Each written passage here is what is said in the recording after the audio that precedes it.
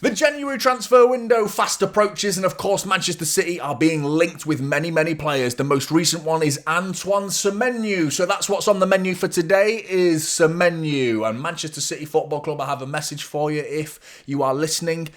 Very unlikely, but if you are, I don't think you should be doing this. I don't think we should be going for this player. I really don't. Now, this isn't a case of being an anti-Antoine Semenyo video. I think he's a brilliant player. I think he's really good. I think needs must is the situation, really. Are we in a bigger situation like Liverpool, where their needs are higher than ours for that particular type of player? Mo Salah is massively underperforming. Their season, as a result, is massively underperforming. They need to replace the likes of Mo Salah. Are they going to be doing that in January? Are they going to be signing a January transfer target? The fact that it's in January is what is most interesting really there, because City did it last season with Marmoush. We needed to rectify our season. Now Marmoush is 6 months ahead. He's bedded himself in. Nico Gonzalez, look at him right now. He came in January, but look at how he's performing for us right now. Kusanov a little less so, but still so much promise for him. January transfer targets are becoming a big thing now. And it doesn't always necessarily mean that it's a case of panic buying or rushing. It's maybe a little bit planning for summer, having an easier process at summer. If the player's available and you can do the deal, then I don't see why not. But there are other targets Manchester City have been linked with. These players in particular as winger targets for Manchester City. Now, Antoine Semenyo, 25 years old, he has got a rumoured £70 million release clause, which makes it a very appealing situation for Premier League clubs. The other player, the number one player for me we should be absolutely targeting is olise. Hands down for me, the best winger in world football right now for me. Now, I know people are going to go, Lamine Yamal and there's other players out there, but in terms of who we've been linked with in particular, the best player on this list by a country mile, and I'll be talking about that and proving that point. Rodrigo is the other player. At the age of 24, a reported fee was £80 million. I should also go back and point out the fact that Michael Olise's market value with no release clause is €130 million. So we'd be paying an arm and a leg, and I would very much like one of his legs, two preferably, because that would help you walk. Jarrod Bowen is the other player, I think 28 years old. If we can get him for 40 million, which is his market value, I'm thinking, yeah, maybe. It'd be a nice bench warmer in all honesty. And no disrespect to him, I think he's a good player. I just feel like at 28 years old, are we looking at that really? And I mean, people think 28's old now. It's not really, but it all comes down to the price for Jarrod Bowen. If we're paying 60 million for Jarrod Bowen as a 28-year-old, no. 40 million, it starts to be like, okay, yeah, 100%. What a quality squad player he would be for us, 100%. But the idea of signing a big money signing for Jarrod Bowen at 28, no, not for me. Now, these are their percentiles going up against the big 5 European leagues. Just look at Olise. It's absolutely ridiculous. Pretty much in the top 5% in all categories you want him to be in all of them. Really, the only weak area to his game is those defensive attributes. And even with blocks, he's in the top 20%. Semenyo, very good defensively. Blocks, clearances, aerial duels, one very good. But is that what you want from your winger? You want a defender defending on the front foot? I get it. But in terms of like chance creation in particular here, we want a ready-made finished article, and bearing in mind that he's 23 and he's already looking like the finished article, that maybe he isn't finished, and if he's not finished, God knows where the ceiling is for the likes of Michael Olise. Quickly looking at Rodrigo, very impressive numbers for him too as well. He doesn't score enough goals for me, but his overall ability on the ball in particular, possession-based football, Rodrigo is very good, and then Bowen is just, he's a very good goal getter. I think a lot of those stats are being reflected for the teams that they play in. Semenyo at Bournemouth and Bowen at West Ham, respectively. You're going to have lower numbers because of the teams that you're playing in. Let's have a look at their goals and assists per 90 for the last 2 seasons. So I've included 24-25 season, the entire of last season, and all of this season up until present day, basically. So the last year and a half, effectively, of football. Comparing them to the likes of Jeremy Doku as well as Savinho as well, because we need to talk about Savinho in a minute. Michael Olise, top of the pile, with a goal and an assist per game, basically. Well, 0.01 shy of a goal or an assist per game, which is ridiculous. Seeing Jeremy Doku in second place is very enjoyable right now, knowing that he's plying his trade at Manchester City. But you add Olise on the other wing, and all of a sudden you've got the best 2 goals and assist getters in world football, I would say, in terms of Goals and assists per 90, absolutely sensational. Goals and shot creating actions. Michael Olise, top of the pile in terms of shot creating actions, 6.5 per game, compared to, again, Jeremy Doku's in second place. Savinho's shot creating actions at least, but goal creating actions, Michael Olise is ahead of the pile. Again, good to see Doku in second place, but it's just an indication of how good Michael Olise has been in this past year and a half playing for Bayern Munich, and he's unbelievable. Unbelievable. And I really didn't think he'd go to these levels. When he left Palace, I thought, what a player he looks like. Very promising. But Bayern have signed an absolute gem here. Unbelievable. Let's have a look at the passing and creation per 90 minutes again. So this is key passes per 90 in the top left there. You've got Michael Olise top of the pile, 3.13 key passes per game. A good distance above Jeremy Doku in second place. Passes into the final third. Passes into the penalty area. Michael Olise, again, the most dangerous player on this list, is penetrating the box. Brilliant from Michael Olise. Jeremy Doku in second place. Crosses into the penalty area. Michael Olise, top of the pile once again. Again, only ahead of Jeremy Doku. So all of this is fantastic news if we were to go and get Michael Olise, which is my suggestion. Being linked with Semenyo for me is proving less. By this point into the video, you're probably with me. I would have assumed that Michael Olise would be preferable. Obviously, finances come into it, and we'll need to talk about that in a minute as well. But ultimately, what we've gathered from this video so far is Semenyo and Michael Olise is a night and day situation.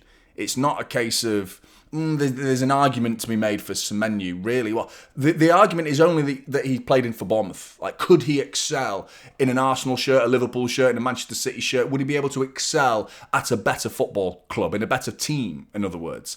Whereas Michael Olise, for me, was he doing what he's doing in a Palace shirt? No. So you could make that argument for Semenyo, that if Semenyo followed the same path of Olise and he went to Bayern, could we be talking about Semenyo today in the same way we are talking about Olise? If Olise made that step up from Palace to Bayern Munich and he thrived, so why couldn't Semenyo do it? That's the argument for Semenyo for me right now. But facts are facts. What we've got in front of us right now is Michael Olise is shit hot. He's unbelievable right now.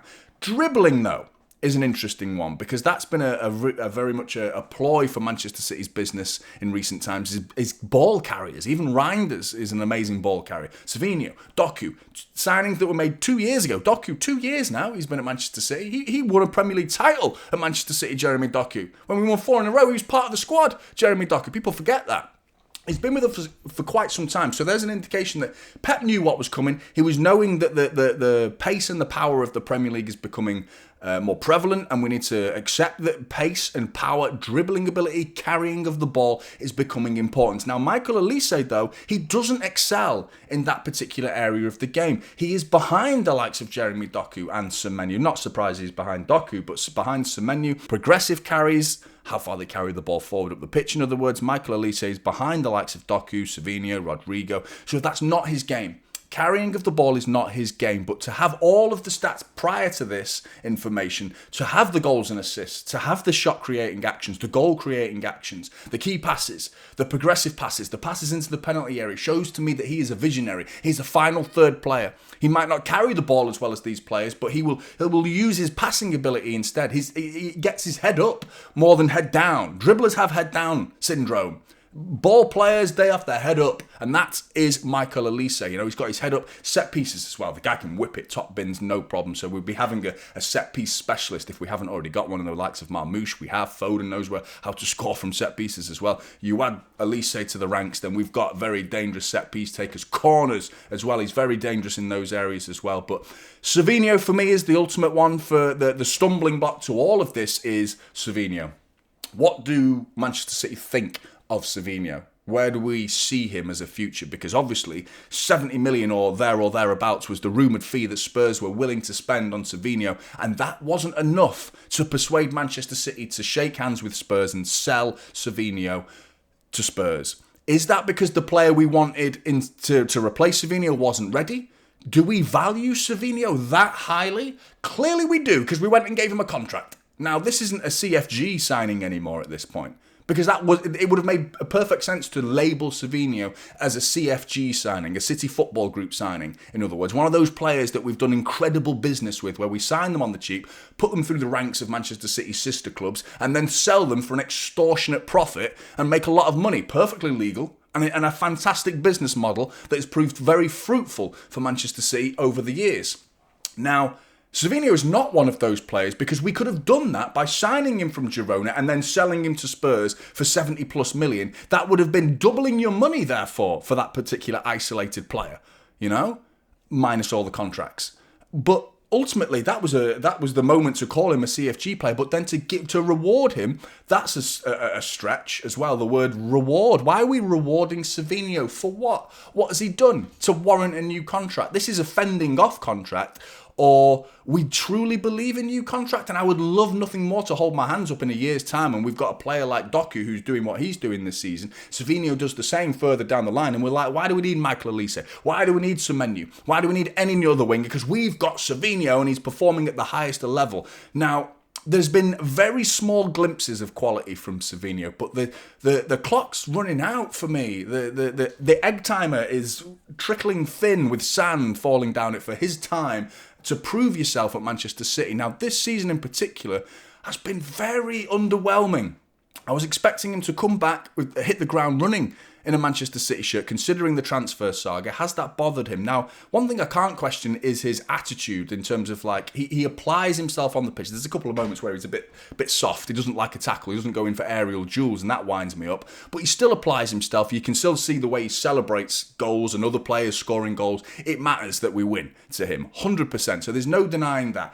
I'm just not convinced the player's going to reach the heights Manchester City Football Club have predicted for him. Now, I would love to be proven wrong, but ultimately I think Michael Olise as a 23-year-old is a ready-made finished article, and if we have got the money out there to spend on the likes of Michael Olise, then we should absolutely be going for it, because you would be looking at 150 plus, really, in all honesty. His market value is 130 million euros. I would expect to be spending over 150 million, and in which case, Semenyo versus Olise, the Semenyo being 70 million, you're looking at half the price tag, and we are all celebrating finances more nowadays than the player themselves, but price tags come with a cost. Ask Florian Wirtz, ask Caicedo, ask Jack Grealish, all of these players that you don't have a conversation about them without the price tag being included. Jack Grealish moves to Everton. All of a sudden, he scored 2 goals in the opening few games of the season. He's not done much in about 4 or 5 weeks, Jack Grealish, but people are still talking about Jack Grealish like he's the greatest winger that ever lived, playing in an Everton shirt. And you know why? Because there's no connotations of price associated. Everyone's forgotten he's on loan. People forget the fact that he cost £100 million for Manchester City, but when he was wearing a City shirt, it was all about the price tag. When people talk about Caicedo, it's all about the price tag. Florian Wirtz, if he cost 40, 50 million... would we be talking about him in such a negative way? No, but look at Ryan Cherky. He cost 35 million and he's doing better, and therefore he's lauded by everyone because of the price tag. So do we want to go and spend 150 million on Olise, and is that unwanted pressure? All very interesting topics. What would you do ultimately? Let me know your thoughts in the comments below. Semenyo at 70 million or 150 plus, probably closer to 180, knowing Bayern and Manchester City's relationship. For Olise, what would you do? Let me know your thoughts. Like and subscribe to Typical City, and I'll see you in the next one. This is Typical City now, holding up silverware.